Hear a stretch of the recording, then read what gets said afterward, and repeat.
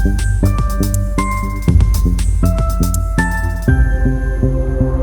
वालेकुम दोस्तों, मेरा नाम है सईद उमर अली शाह और आप देख रहे हैं एंड विद उमर शाह। तो दोस्तों ये है मेरा एक नया लेक्चर जिसका नाम है लेक्चर नंबर 7 और इस लेक्चर के अंदर मेरा सिर्फ एक ही पार्ट होगा क्योंकि दोस्तों ये कोई इतना कॉम्प्लेक्स लेक्चर नहीं है।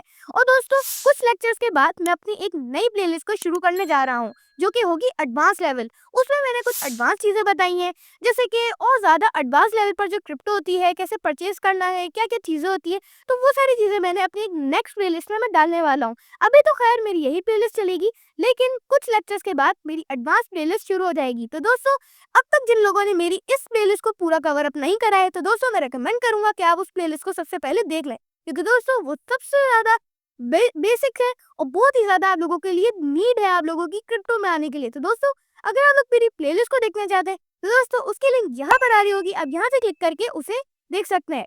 तो दोस्तों अब हम अपनी वीडियो को शुरू करते हैं।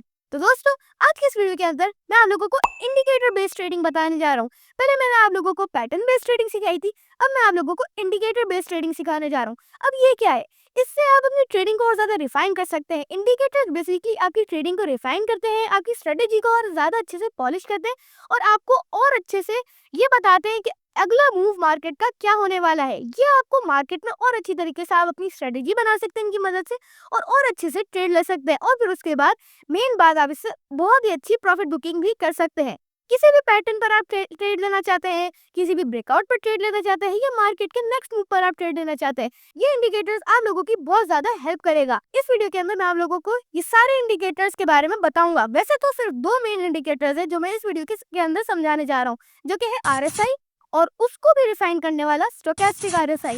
ये दोनों बहुत ही ज्यादा इंपॉर्टेंट है आप लोगों के लिए और ये बहुत ज्यादा आपके नेक्स्ट मूव रिफाइन कर सकते हैं। तो दोस्तों और ज्यादा टाइम को ना वेस्ट करे बगैर अब हम अपनी वीडियो को शुरू करते हैं। तो दोस्तों अब मैं आ चुका हूँ अपनी कमेंट स्क्रीन के ऊपर और दोस्तों इस वीडियो के अंदर मैं अपने नए लेक्चर का आगाज करने जा रहा हूँ जो कि है लेक्चर नंबर 7।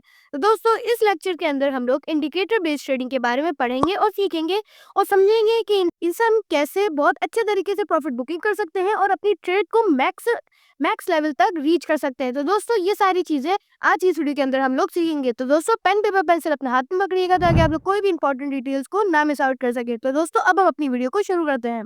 तो दोस्तों आज की इस वीडियो के अंदर हम लोग इंडिकेटर्स पर बात करने जा रहे हैं। ये क्या होते हैं और ये हमारी क्या मदद करते हैं। तो बेसिकली ये वो टूल्स होते हैं जो हमारे प्राइस डायरेक्शन को रिफाइन करते हैं और हमें एनालाइज करने में मदद करते हैं।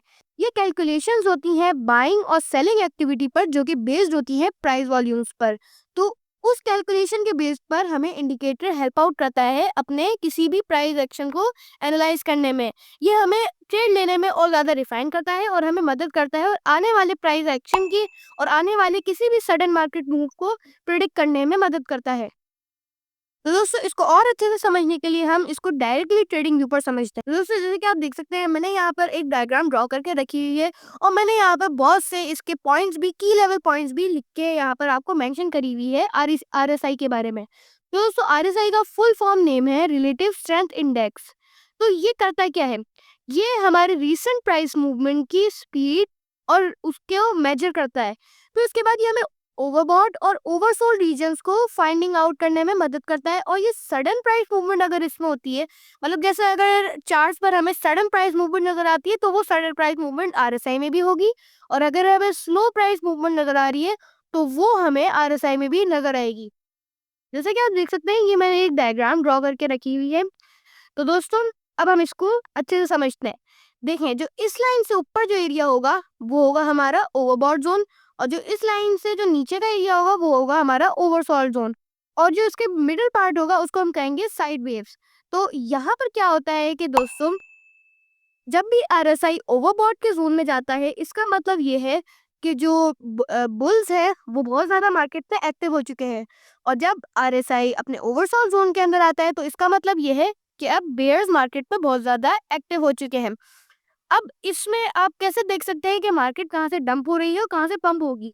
तो देखें जो ओवरबॉट की लाइन से लेकर ओवरसोल्ड जोन तक ये बेयरिश एरिया होगा और ओवरसोल्ड की लाइन से लेकर ओवरबॉट तक ये बुलिश का एरिया होगा।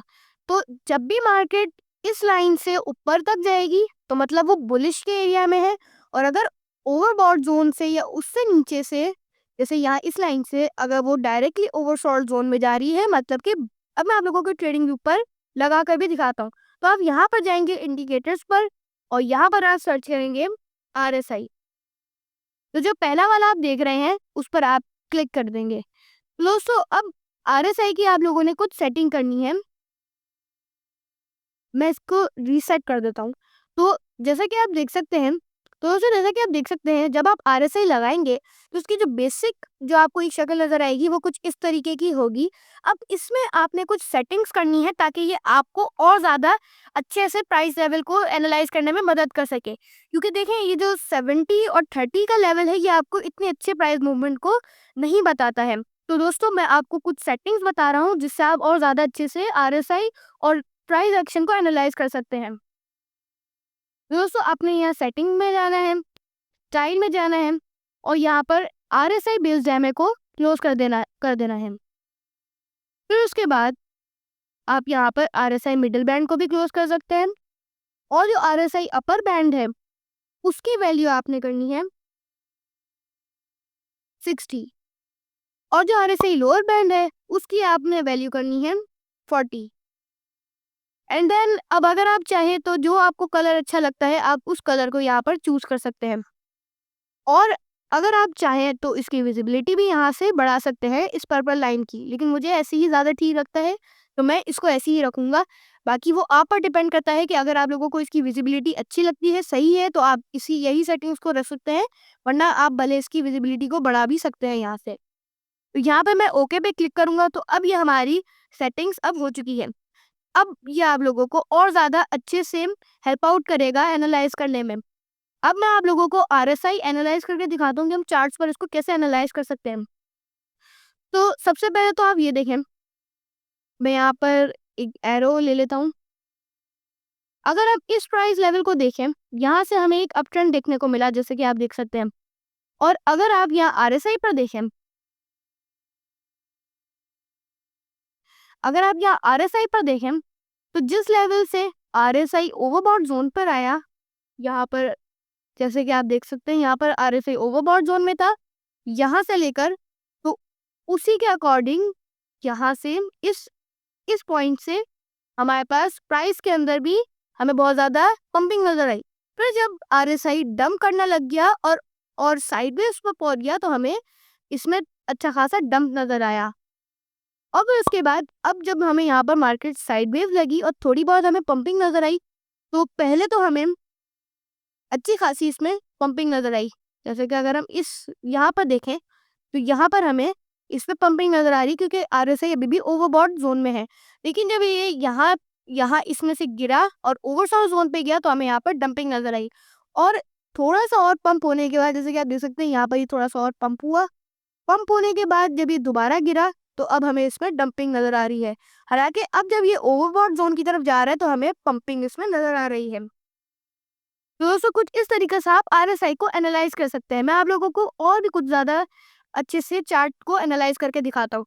दोस्तों अगर आप चार्ट्स को बड़ा कर लेंगे तो आपको एक बिग पिक्चर नज़र आएगी RSI की और सबकी, तो आप यहाँ पर एनालाइज कर सकते हैं और ज़्यादा बड़े चार्ट लेवल पर जूम आउट कर कर। तो दोस्तों यहाँ से लेकर यहाँ तक एक ओवरबॉट जोन तक RSI ने रीच करा और हमें यहाँ पर आप देख सकते हैं BTC के अंदर हमें कितनी बड़ी पंपिंग नजर आई। तो दोस्तों अगर मैं यहाँ पर ये एक टूल लूँ, अगर मैं यहाँ पर एक वर्टिकल लाइन ड्रॉ करूँ इस पॉइंट से लेकर इस पॉइंट पर, अगर आप देखें तो RSI अपने ओवरबॉट जोन को रीच कर रहा था। थोड़ी बहुत हमें इसके बीच डंपिंग नजर आई, जैसे कि यहाँ पर जब RSI ओवरबॉट जोन तक पहुंचा फिर उसके बाद उसने दोबारा से वो ओवरसोल्ड जोन तक उसने रीच आउट करा और ओवरसोल्ड जोन तक ऑलमोस्ट वो पहुंच गया। लेकिन फिर उसके बाद हमें ह्यूज पंपिंग नजर आई और वो ओवरबॉट जोन में चला गया। इसके बाद हालांकि हमें थोड़ी सी डंपिंग नजर आई लेकिन फिर भी एक अपट्रेंड ही मौजूद था क्योंकि RSI अभी भी अपने ओवरबॉट जोन के अंदर अपनी पोजीशन को मेंटेन रख रहा था। तो इस वजह से हमें आगे भी एक अपट्रेंड नजर आया। लेकिन अगर आप यहाँ देखें कि हमें कितनी बड़ी यहाँ पर ह्यूज पंपिंग नजर आई और यहाँ पर RSI भी ओवरबॉट जोन में था। इसी तरीके से अगर हम यहाँ पर देखें, यहाँ पर हमें अच्छी खासी सेलिंग नजर आई। अगर मैं यहाँ पर भी वर्टिकल लाइन आपको ड्रॉ करके दिखाऊं तो आप देख सकते हैं इस लेवल से लेकर इस लेवल तक अगर आप देखें तो RSI ओवरबॉट जोन से लेकर ओवरसोल्ड जोन तक थोड़ी ही देर में रीच करता है और हमें ह्यूज सेलिंग नजर आती है BTC के अंदर। उसके बाद ये ओवरबॉट जोन तक नहीं, लेकिन साइडवेज मार्केट मूव हो रही होती है। हालांकि ये ओवरसोल्ड जोन में थोड़ा ज्यादा मूव कर रहा होता है, तो हमें आगे भी इसकी डंपिंग नजर आ रही होती है। लेकिन अगर आप यहाँ देखें तो यहाँ पर RSI में हमें ह्यूज ड्रॉप नजर आया। और अभी जैसे मैंने आप लोगों को कुछ पॉइंट्स आपको बताए, RSI में मेन बात यही होती है, अगर कोई सडन प्राइस मूवमेंट आता है मार्केट के अंदर तो वही सडन प्राइस मूवमेंट आएगा RSI के अंदर। जैसे कि इससे थोड़ी देर पहले तो ये एक अपट्रेंड था, लेकिन हमें अचानक से डंपिंग नजर आई, तो हमें RSI में भी अचानक से डंपिंग नजर आई, जैसे कि आप देख सकते हैं। तो और अगर प्राइस बहुत ज्यादा स्लो मूव करेगी तो वो RSI में भी स्लो मूव करेगी। जैसे कि आप यहाँ देख सकते हैं, यहाँ पर प्राइस हमारी बहुत ज्यादा स्लो मूव कर रही थी, तो यहाँ पर भी RSI स्लो ही मूव कर रहा था। जितनी प्राइस बहुत ज्यादा सडनली मूव करेगी उतना ही RSI सडनली मूव करेगा। जितनी प्राइस स्लो मूव करेगी उतनी ही स्लो मूव RSI करेगा। अब RSI को भी और रिफाइन करने के लिए आप क्या यूज कर सकते हैं? तो दोस्तों RSI को और अच्छे से सीखने के लिए और अच्छे से एनालाइज करने के लिए इसको आप कैसे रिफाइन कर सकते हैं अपने एनालाइज को, उसके लिए भी एक इंडिकेटर है। अगर आप ये इंडिकेटर्स में जाकर सर्च करेंगे स्टोकेस्टिक स्टोकेस्टिक या फिर स्टॉक RSI, अगर आप यहाँ सर्च करेंगे और इसको यहाँ पर लगाएंगे तो आप देख सकते हैं कि ये RSI से पहले की आपको मूवमेंट बताता है। लेकिन उससे पहले इसमें आपने कोई भी सेटिंग नहीं करनी है। स्टॉक RSI को आपने बिल्कुल इसमें कोई सेटिंग नहीं करनी है, क्योंकि ये बिल्कुल करेक्ट चीज़ है। लेकिन RSI में आप ज़रूर सेटिंग कर सकते हैं। अगर आप चाहें 60 और 40 पर इसका अपर बैंड और लोअर बैंड को आप रख सकते हैं, तो इसमें आपने कोई सेटिंग नहीं करनी। अब ये क्या करता है कि ये RSI से थोड़ी अहेड मूवमेंट आपको बता देता है कि मार्केट में क्या होने वाला है। अब जैसे अगर आप यहाँ देखें, हमें यहाँ से पंपिंग नजर आई, तो ब्लू जो लाइन है वो थोड़ा और ज्यादा RSI से ऊपर मूव कर रही है। इस वक्त स्टोकेस्टिक RSI ऊपर की तरफ जा रहा है, हालांकि हमें RSI की ये जो आप देख सकते हैं ये हल्का सा नीचे झुका हुआ है, लेकिन स्टोकेस्टिक RSI ये कंफर्म कर रहा है कि प्राइस ऊपर ही जाएगी। तो आगे जो प्राइस एक्शन अब हमें नजर आएगा उसमें RSI भी ऊपर ही जाएगा। तो ये जो स्टोकेस्टिक RSI है ये बहुत ज्यादा हमारा काम आसान कर देता है मार्केट को एनालाइज करने में। तो दोस्तों, मैं उम्मीद करता हूँ मैंने आप लोगों को इस वीडियो के अंदर जो कुछ भी समझाया वो आप लोगों को अच्छे से समझ में आया होगा। और कुछ कंफ्यूजन रही हो या कुछ नहीं समझ में आया हो RSI से रिलेटेड या स्टॉक RSI से रिलेटेड, तो आप मुझे कमेंट में बता सकते हैं, मैं उसका रिप्लाई आपको कर दूंगा। और बाकी अगर आप लोग ट्रेडिंग व्यू पर मास्टरी हासिल करना चाहते हैं और ट्रेडिंग व्यू को मास्टर करना चाहते हैं, तो दोस्तों मैं चाहता हूँ कि आप मेरी प्लेलिस्ट को देखें। उसकी लिंक यहाँ टॉप राइट कॉर्नर में आ रही होगी, आप यहाँ से क्लिक करके उस लिंक पर रीच कर सकते हैं और मेरी प्लेलिस्ट को देख सकते हैं। तो दोस्तों, आज की इस वीडियो के अंदर बस इतना ही।